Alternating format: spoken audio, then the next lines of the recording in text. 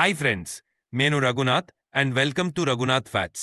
ఈరోజు మనం చూడబోతున్నారు చాలా important topic money management. Financial stability and smart money management వల్ల మనకి ఫ్యూచర్లో బాగా హెల్ప్ అవుతుంది. చూడండి, first and foremost money management అంటే ఏంటి? ఇవి జస్ట్ ఇన్కమ్ని వైజ్గా యూటిలైజ్ చేయటం. మన మంత్లీ ఇన్కంలో చాలా ఇంపార్టెంట్ ఆస్పెక్ట్స్ ఉంటాయి: savings, investments, expenses and more. ముందుగా సేవింగ్స్ గురించి మాట్లాడడం.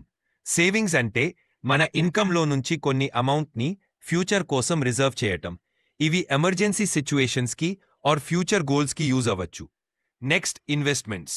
ఇన్వెస్ట్మెంట్స్ అంటే మన సేవింగ్స్ని డిఫరెంట్ ఇన్వెస్ట్మెంట్ ఆప్షన్స్లో పంప్ చేయటం.